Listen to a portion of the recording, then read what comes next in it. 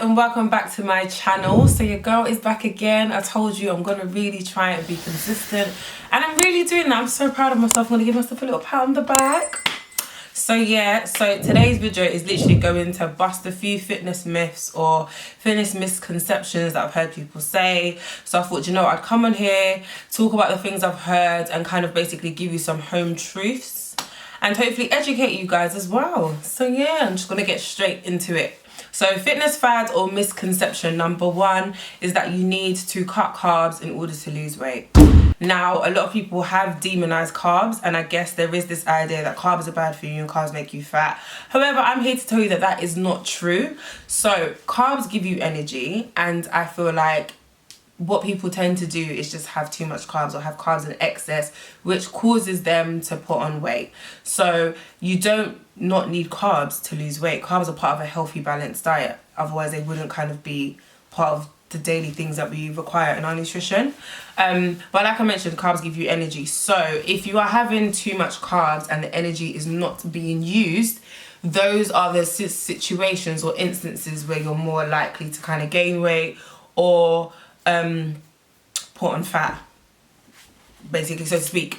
So for example, someone like me, I try to make my carbs make sense and fit it around my lifestyle. By the way, do not watch my nails because quarantine has not been kind to me. So yeah, so as I was saying, like for example, I will consume carbs pre and post workouts where I'm lifting quite heavy and I'm hitting those big muscle groups. So on days where I train my back and on days where I train legs, those are the days where I'll have carbs pre and post workout. Pre to give myself energy to actually do the workout, and post to kind of refeed my muscles afterwards, especially if the aim is for them to grow. So those are the instances where I'll eat carbs. On days where I'm not training heavy, so I might just be doing a cardio day, body weight exercises, nothing too strenuous or taxing on my muscles. On those days, I'll only consume my carbs from stuff like vegetables, fruits if I'm gonna have fruits. But the idea is basically to reduce my carb intake. So carbs are in everything, and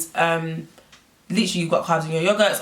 Brother, what do you want to do? Sorry. Georgia, Sorry. you're so gonna come in the... Anyway, so... Georgia, what are you doing? It's my... I don't care if it's your room. Trying to get...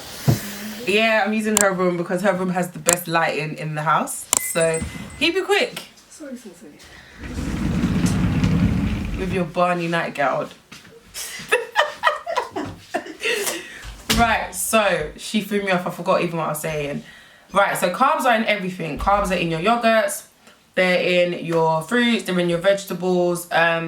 So on days, like I said, where I'm not really training too hard and it's not too taxing on the body, I will consume my carbs in those forms. I won't have them in the starchy forms such as rice, pasta, all that kind of stuff. I will save those for the days where I'm training big major muscle groups. So myth and fad number one is that you need to cut out carbs to lose weight, and that is not true.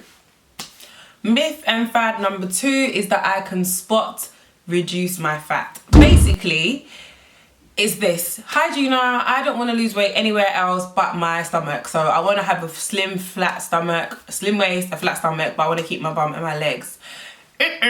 Doesn't work like that. You cannot spot reduce. You cannot tell your body where to lose fat from. Your body is going to respond as it naturally would and remove or reduce fat in the areas that it feels like it wants to do. Some people have really stubborn fat areas, some people don't. Not everyone stores fat in their lower stomach. Some people do. That comes down to genetics, diet. There's so many other factors that come into play. So if you do want to reduce your fat in one specific area, the only way you can achieve that is by liposuction. Facts. In terms of exercise, what does tend to happen is if you do want to reduce fat or lose weight in a specific area, you are going to have to lose it overall everywhere. Your body is gonna lose the weight everywhere, and if you want to make sure that you don't lose those gains or those, you know, certain parts of your body you want to kind of keep and maintain, my advice to you is to double up on those areas. So for example, myself, I want a small waist and, a big bottom half. That curvaceous figure is what I have naturally, but it's also something that I try to maintain.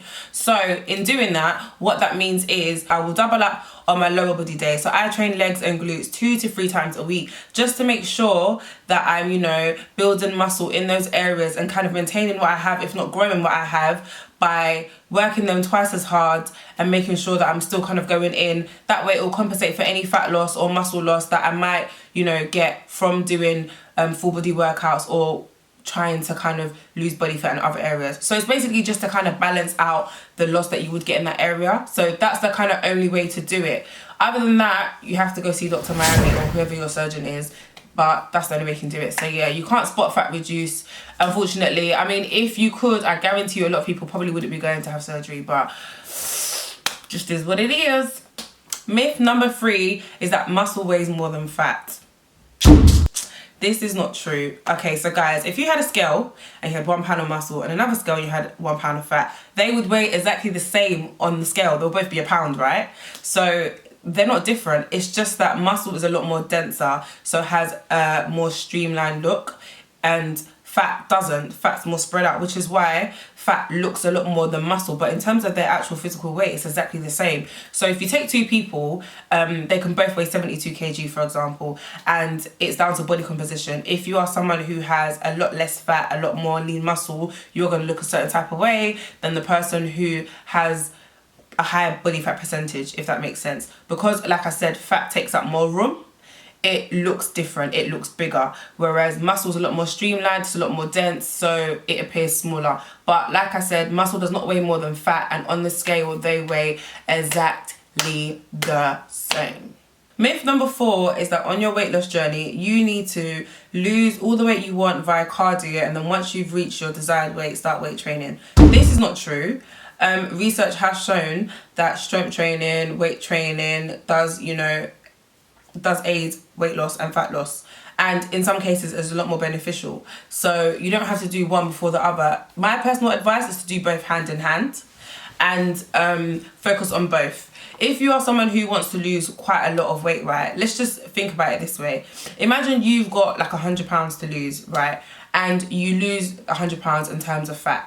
And you've not done any weight training, so there's no muscle actually being built, but the fat is going. What you're going to be left with is excess skin, right? Which you don't necessarily want, because nothing's happening to the muscles. The muscles aren't growing, the skin's not tightening, so you're going to be left with that excess skin. By weight training, strength training, you are going to build that muscle to take up a bit more room to replace the fat that's been missing, and also help with the tightening of the skin. Excess skin cannot... some people are going to just get excess skin. It just depends on the amount of weight that you're trying to lose and in the time frame that you're doing it in. So I'm not saying that weight training is definitely going to eradicate you getting excess skin. However, it can reduce the amount that you get, and also it will aid the process of fat loss in general anyway, because the more muscle mass you have on your body, the more, calories are used to burn fat off, and a lot more calories are used to feed your muscles. So in that sense, it is better for you to weight train, because it makes the whole fat loss process easier and quicker, essentially. So yeah, you do not have to do one before the other. You do not have to do one before the other. You can do both hand in hand. Yeah, I shouldn't have done that because you saw my nails again. So myth number 5 is basically one of my faves. The more you sweat, the more calories you are burning. So that is not true. Big fat lie. Big fat lie. So basically, guys, what I want to explain is when you sweat, right? Sweat basically is like a cooling agent for the body. When your body gets hot, your body decides that it's going to produce sweat to cool yourself down. Not everybody sweats. Not everybody has high sweat glands. Some people have higher sweat glands than others. So sweating doesn't mean that you're necessarily burning calories. So someone like me, I have extremely high sweat glands. I sweat in my sleep.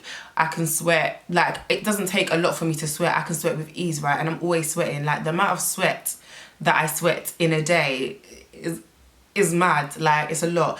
And if that was the case of it being a thing of burning calories, I believe that I should be really stick thin, to be honest with you, if it's burning calories and it's burning fat. But it's not. So there is that misconception, which I just want to bust and just let you know that if you aren't sweating, it does not mean that you're not working out hard enough, and it doesn't mean that you're not burning any calories. Likewise, if you are sweating a lot, that also doesn't mean that you're burning calories, which is why I've got quite an issue with sweat belts, waist trainers, all those things that people are using to kind of like push this whole idea of burning fat. yeah, but that's a whole nother conversation. I don't really want to trigger people, but bruv, I feel like a lot of people are kind of pushing these products and they're not being very transparent in terms of what the actual benefits are, and I feel like the wrong words are being used. So I'm not saying that I'm against them, but what I'm basically saying is if you're sweating loads in your stomach area, that does not necessarily mean that you are burning calories in your stomach area or burning fat. At me, innit? Number 6, ladies, lifting weights will make you look like a man. No, lifting weights will not make you look like a man. I do not look like a man and I lift weights. I do not look like a man at all. Sorry. Mate, your girl's a bad bee. Doesn't look like a man. Lifting weights will not make you look like a man. Lifting weights is good for fat loss.